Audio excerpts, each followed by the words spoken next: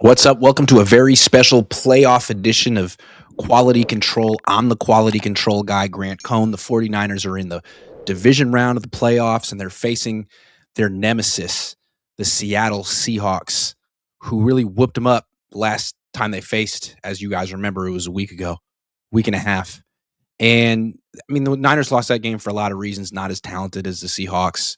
But it was mostly a failure of quality control. And so I want to take full responsibility for that and fix that this time around. I'm going to help the 49ers beat the San Francisco 49ers. I'm going to help them beat the Seattle Seahawks too. I'm going to help them beat themselves first, and then I'm going to help them beat the Seattle Seahawks because I do it all for free. That's what I do. So I have two game plans, one for Saleh, one for Shanahan. They owe me a nickel. But first, should we talk about the news of the day? Fred Warner, 1 week away from coming back. The 49ers officially started his practice window. He didn't practice today. There was no practice today. Practice tomorrow. I will get incredible footage of him running around. But this is a big deal. He mangled his ankle like 2 months ago. What was it, 3 months ago? And now it seems like he says he could play in this game.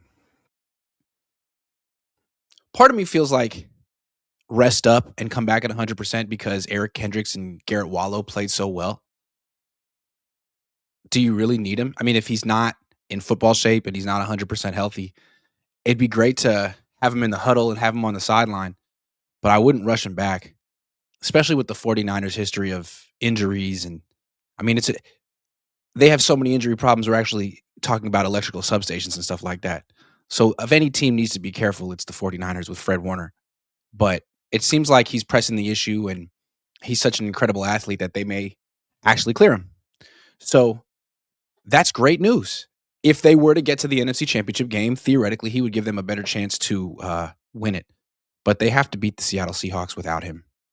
And that's going to be pretty tough. They beat the Seahawks with him, and then they lost without him. But they held the Seahawks to 13 points in both games. So maybe what the Niners need to do better is, maybe they need to have a better plan on offense. Maybe as great as Fred Warner is, they can win this game without him. He was in the locker room today. He was jogging around on the field last week. I'm a little skeptical that he's going to come back. It kind of feels like an older athlete who's a little insecure and is reminding people that he has his job and that it's not going to get taken from him, which I respect. I mean, that's kind of like how Tom Brady was his whole life. Like, hey, I'm a former mid to late round pick and I don't take anything for granted. But if he actually pulls it off, it'll make him one of like the most legendary linebackers of all time at 49ers of all time, if he isn't already. So I guess that was the news today. Although to me, I came in to work today prepared to talk about and ask about Garrett Wallow and Eric Kendricks. I thought they were the story of the week. And instead, all the questions were about Fred Warner, which is fair. But he's not even coming back till next week. So it's kind of like a non-story. And there's no guarantee he comes back next week either. They said they might activate him next week. So we'll see how he looks in practice this week. But Gojira Von Jinx says, happy birthday, better gift, Tomlin or Warner News. The Tomlin thing's interesting. I was looking at that.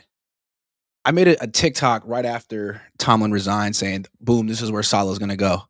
I think he'd be a great fit there, but I don't have any inside information about it. And the more I think about it, the more I think they're not going to hire Saleh. Well, they've had like 3 head coaches in the last 50-something years. Each guy was a defensive coach, so Saleh checks that box. But none of them were retreads, to use a derogatory term. None of them had been head coaches before. Not Mike Tomlin, not Bill Cowher, not Chuck Noll. So it's possible, I mean, if they're going to stick to what they've done in the past, they're going to hire a defensive coordinator who's younger than Saleh, who hasn't been a head coach anywhere else. I mean, they want the guy to be the head coach for their team for 15 to 20 years. So Instead of hiring someone who's 45, maybe they'll hire someone who's 30 or 35. Maybe it'll be the defensive coordinator from the Chargers. I mean, I have no idea who it'll be, but I'm starting to think that maybe that's not the one for Saleh. And how good of a job is that, really? They have some players on defense, but they don't have a good defense. They have no quarterback. They don't have a high draft pick. Might not be the best job. You have job security, though, theoretically. Aztec says, Googled Seattle grunge outfit. This podcast came up. Thanks. Well, I'm going to Seattle in a few days, and I want to be able to like blend in and, act like it's my natural habitat.